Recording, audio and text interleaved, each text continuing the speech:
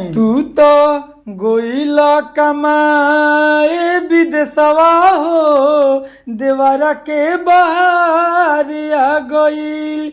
तू तो गोइला कमाए विदेशवा हो, देवरा के बहारिया गईल।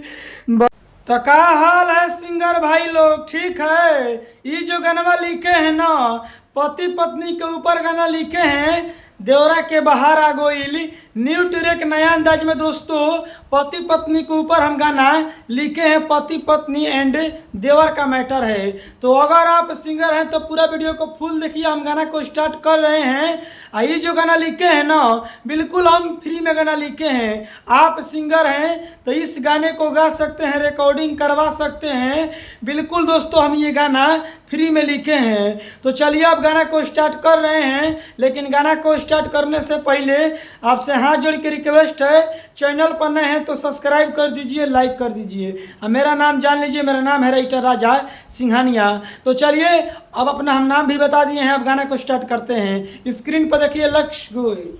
चलिए दोस्तों, ये मुखड़ा है, हम मुखड़ा को गा रहे हैं। तू तो गोइला कमाए विदेशवा हो, देवरा के बहारिया गईल।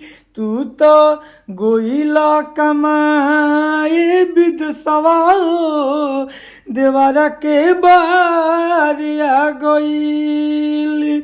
बहारिया गईल हो, आहारिया गईल। बहारिया गईल हो, आहारिया गईल। तू तो गोइला कमाए विदेशवा हो, देवरा के बहारिया गईल। तू तो गोइला कमाए विदेशवा हो, देवरा के बहारिया गईल। चलिए दोस्तों, ये पहिलिका अंतरा है। हम पहिलिका अंतरा को गा रहे हैं। मेकअप ठेलाली चाटी जाता देवारावा, जब से तू गोइला का माए बहरावा। हाँ हाँ, मेकअप ठेलाली चाटी जाता देवारावा, जब से तू गोइला का माए बहरावा। सुतारिया गोइल हो, सुतारिया गोइल। तू तो गोइला कमाए विदेशवा हो, देवरा के बहारिया गईल।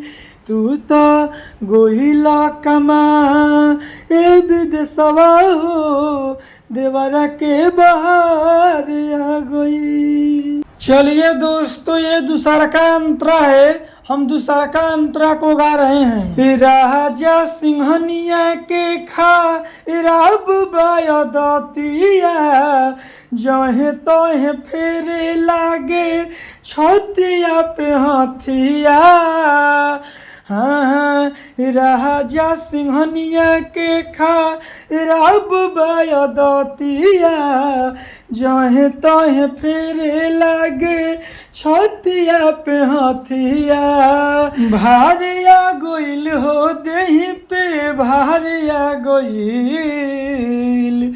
तू तो गोइला कमाए विदेशवा हो, देवरा के बहारिया गईल। तू तो गोइला कमाए विदेशवा हो, देवरा के बहारिया गईल। चलिए दोस्तों, अब गाना समाप्त हो गया है। अब मेरा बतिया को ध्यान से सुन लीजिए। अगर आप सिंगर हैं, चाहते हैं कि नहीं हम इस गाने को नहीं गाएंगे जो आप डाले हैं यूट्यूब पर, हम अपने लिए पर्सनल गाना लिखवा कर गाएंगे, स्पेशल गाना।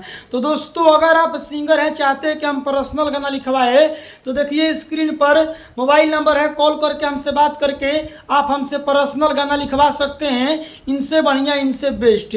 तो दोस्तों, देर किसी बात की, फटाफट कॉल करिए। स्क्रीन पर मोबाइल नंबर है, हमसे बात करिए, हम आपको पर्सनल गाना लिख कर दे देंगे, इनसे बढ़िया इनसे बेस्ट।